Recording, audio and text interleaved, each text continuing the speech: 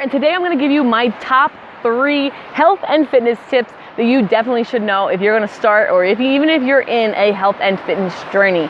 See, these are the 3 things that I wish somebody told me rather than me stumbling upon them or finding them out freaking, 5 years later.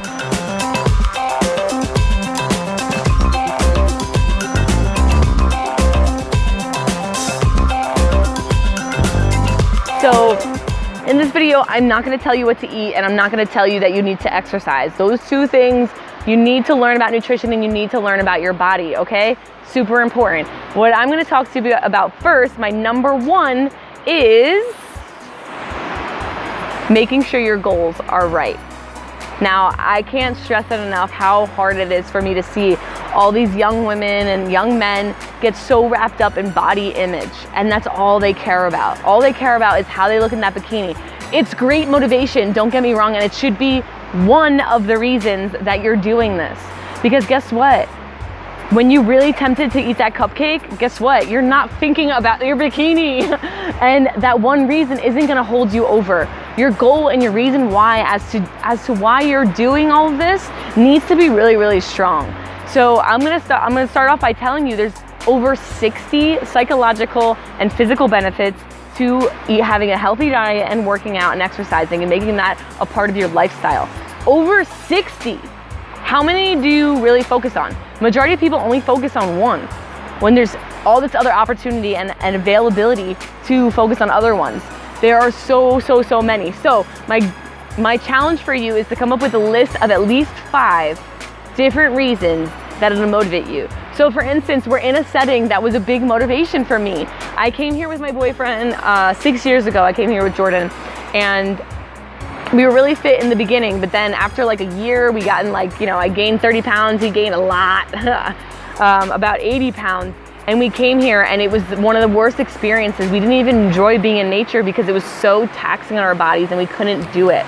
So a big motivation for me was to be able to come and hike with no problem and just be able to enjoy myself. So use things that you love as motivation for why you're doing this as well. Go and research the different things that'll make you feel good. All right, now number 2. Number 1 was simply to figure out your goals and make sure your goals are in line with the truth and they're accessible. Number 2 is find some people to freaking do it with. Make sure you find a coach. If you want me to be your free coach, the link is below. Or find somebody who knows what they're talking about. If you just kind of it's a little unfortunate. If you decide to go and be healthy with your best friend who's also very unhealthy, the likelihood of you 2 succeeding together is very unlikely, because all it takes now, instead of one of you guys needing to fight temptation, now 2 of you guys need to fight temptation. Because what's gonna happen when your girlfriend says, girl, let's not work out today, let's go get some ice cream instead? You're gonna go get ice cream. You know it, because now it's not, and then this happens with me and Jordan a lot too. If I say I have a craving for something, he's like, I'm down. You have this idea and you think that, that person's gonna be able to talk you out of it, but now you're saying, okay, my friend needs to have more willpower than I do. So be sure that you find a coach that can help you out with that temptation, help you out with the mental aspect of it, and be able to answer questions for you. Find a coach and find somebody, not just a personal trainer or anything like that. Find a coach who knows the psychological aspects of it too, or a place where you can go and be held accountable with other people. I kind of stumbled upon that online. I was put into a group, and I also was working out and did Insanity with 3 other people. So that was really great motivation. It really helped to stick to it. And that would be my second piece of advice. And now for my third biggest, this is my biggest piece of advice. Now please pay attention. Please pay attention. If you get nothing else out of this video, well, first of all, let's congratulate you, because tip number 3 is educating yourself about a healthy lifestyle. Educating yourself about your body, educating yourself about food and how your body works with different food, educating yourself about what happens during a workout. Did you know that when you do a workout, you're actually breaking down your muscles, and your muscles don't get bigger during a workout? They actually get bigger when you refuel your body and you feed it and you rebuild your muscles. You have to do that with food. Do you know how to do that? If you don't, you gotta go learn. You have to go figure it out and be okay. Don't wait. Listen, be okay with doing things wrong in the beginning. It's okay, because I'm still happy Find people who have done it already. Ask them for their advice. But also know that every body is different. Every single person is different. Some people have gluten intolerances. Some people have shellfish intolerances. Not everybody can do it the same exact way.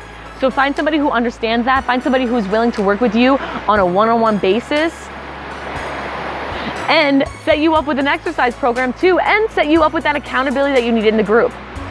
So I hope you hit all three of those things. So number one, making sure that your goals are really, really not only realistic. So for instance, when I first got into health and fitness, I thought I could be like a figure competitor.